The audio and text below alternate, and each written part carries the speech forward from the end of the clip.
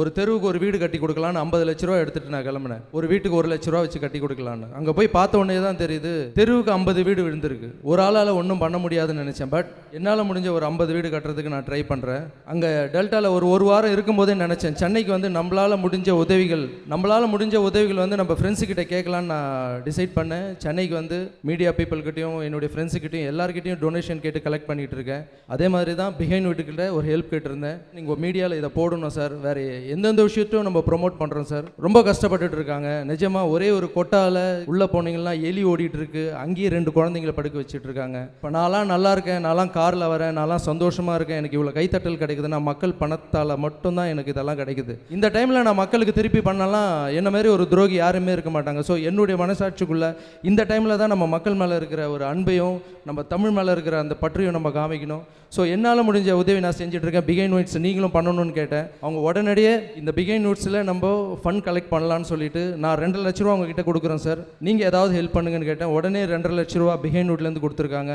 அவங்க ஃப்ரெண்ட்ஸுக்கிட்டேருந்து ஒரு 2 lakhs வாங்கி கொடுத்துருக்காங்க. இதுக்காக மேடையில் இவ்வளோ டைம் ஒதுக்கி கொடுத்து எனக்கு இந்த வாய்ப்பு கொடுத்ததுக்கு நன்றி தெரிவிச்சுக்கிறேன். Thank you so much. சோநாடு சோறுடைத்து என்று சொல்வார்கள். தமிழகத்திற்கே சோறு போட்ட மண் தான் அந்த சோழ நாடு.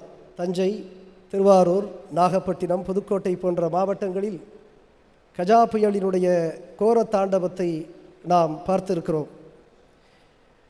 உடனடியாக எம்முடைய மக்கள்வாதை இளைஞர்கள் 100கணக்கிலே அங்கே நாங்கள் புயலினுடைய அந்த கோர தாண்டவத்தை கேள்விப்பட்ட உடனேயே நாங்கள் அனுப்பினோம். அங்கே போய் எம்முடைய இளைஞர்கள் மிகச்சிறந்த அந்த மனிதாபிமான பணியை அவர்கள் ஆற்றினார்கள். அப்பொழுது நாம் கேள்விப்பட்டது மிகுந்த மனவேதனையையும் வலியையும் ஏற்படுத்தியது. ஊருக்கே சோறு போட்ட எம்முடைய மக்கள் பட்டினியாக வாடுகிறார்கள் என்ற செய்தி உள்ளத்திலே நெஞ்சத்திலே மிகுந்த வலியை ஏற்படுத்தியது.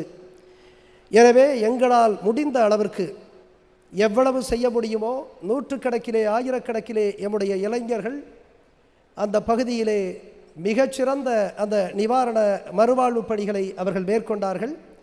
இன்னும் நிரந்தரமான மறுவாழ்வு பணியை நாங்கள் மேற்கொள்ள இருக்கிறோம். அதனுடைய ஒரு பகுதியாக இன்றைக்கு நம்முடைய அன்பிற்குரிய இளவல் ராகவா லாரன்ஸ் அவர்கள் மிகப்பெரிய ஒரு மனதுக்கு சொந்தக்காரர், இந்த சமூகத்தை உளமாற நேசிக்கக்கூடிய ஒப்பற்ற கலைஞர் அவர் கொடுத்த இந்த பெரும் தொகை நிச்சயமாக அந்த எளிய மக்களுக்கு உதவும் என்று கருதுகிறேன். உங்களுடைய இந்த முயற்சிக்கு என்னுடைய நன்றி, வாழ்த்துக்கள்.